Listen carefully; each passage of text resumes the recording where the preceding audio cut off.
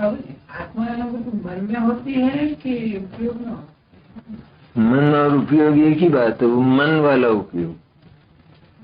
भावशुद्ध ज्ञान जो बोलते हैं तो भावशुद्ध ज्ञान मैंने शुद्धात्मा अनुभूति, वो मन में ही होता है।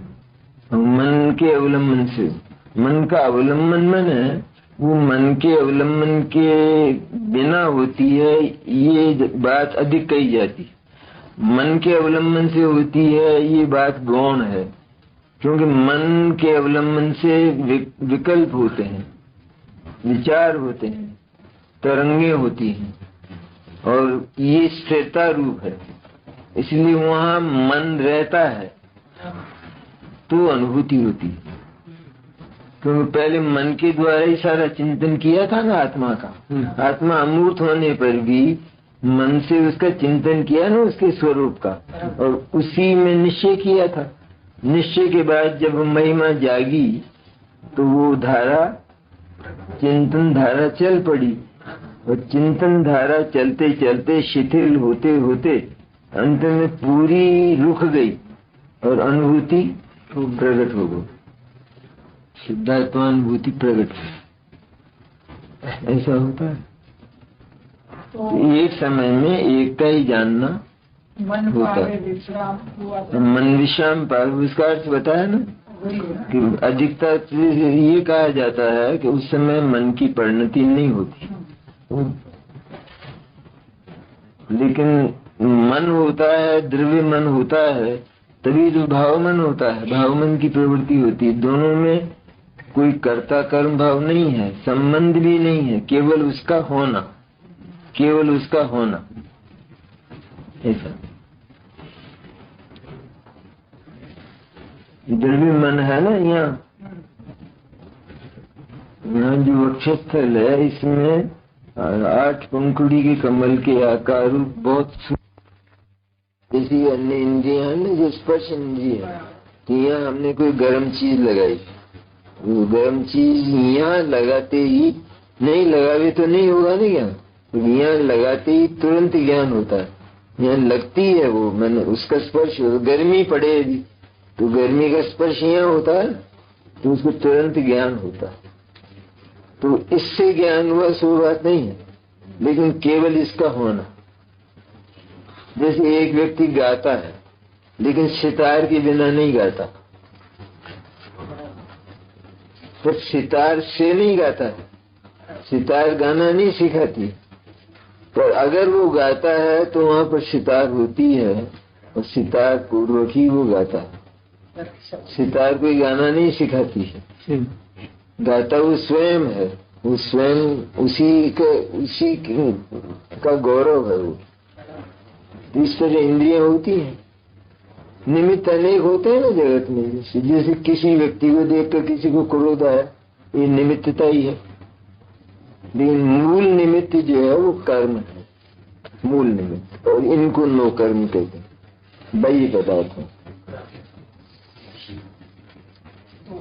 भावमन और ज्ञान दोनों और एक ही हुआ कि भावमन ज्ञान की पर्याय,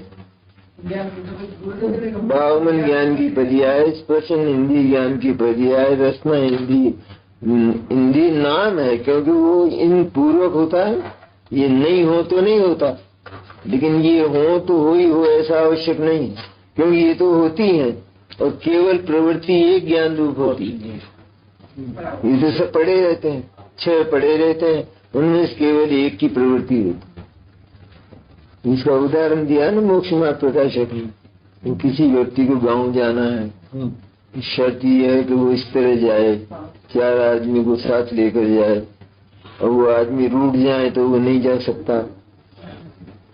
इस तरह इंद्रिय रूठ जाए तो फिर ज्ञान भी नहीं होता, अंधा हो जाए कोई तो दिखता नहीं, तो शोषण तो रहता है।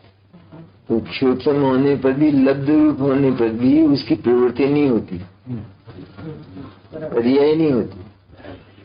मन अंधा हो जाने पर जो चक्षु से देखने वाला जो विकास था, विकास का अंश, वो ज्ञान में से निकल नहीं जाता, लेकिन वो प्रवृत्ति नहीं होती, इसलिए उसे लब्ध कहते हैं।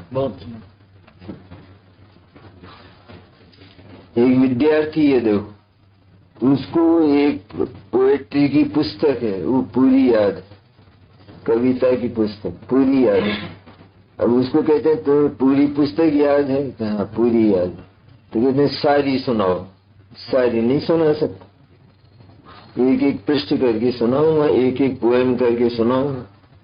क्यों ऐसा क्यों है? जब सारी याद है तो एक पोएम जिस समय सुना रहा है उस समय उसको सारी याद है या नहीं?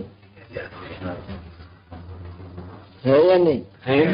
है। सारी याद है लेकिन प्रवृत्ति नहीं हो रही। प्रवृत्ति नहीं हो रही, वो सारी उसके स्टॉक में पड़ी। इस तरह ज्ञान स्टॉक में पड़ा है और उसका जो परिणमन है वो एक एक का अवलंबन लेकर होता है। प्रमाण चाहिए? नहीं यार, इसमें बहुत भ्रम है। वो दोनों साथ होते हैं, ऐसा भ्रम है। क्योंकि 17 गाथा का जो अर्थ होता है ना 17-18 का, उसमें हम थोड़ा भूल जाते हैं, गलती कर बैठते हैं। उसमें ऐसा लगता है कि वो तो गायक का तो हर समय प्रतिभास हो रहा है, वो गलत है बात, वो सही नहीं है। हर समय प्रतिभास हो रहा है, हर समय प्रतिभास हो तो अंतर्मूर्त में तो केवल ज्ञान होता है, तो कितना विरोध आता है आगम से। उसका प्रतिभास हो तो अनुभूति हुई। और ज्ञान के दो टुकड़े होते नहीं है कि कुछ ज्ञान तो भीतर ही भीतर चलता रहता हो और कुछ ज्ञान जो है बाहर चलता हो। भीतर ही भीतर चलता नहीं, वो लब्ध रूप में नक्षोत्सम रूप रहता है। और प्रवृत्ति होती है वो पर्याय कहलाती है, उपयोग कहलाती है।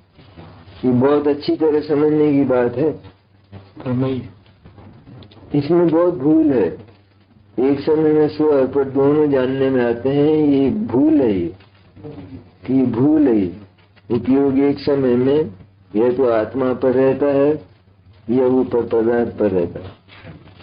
क्षोभसम ज्ञान, क्षोभसम केवल ज्ञान की बात नहीं।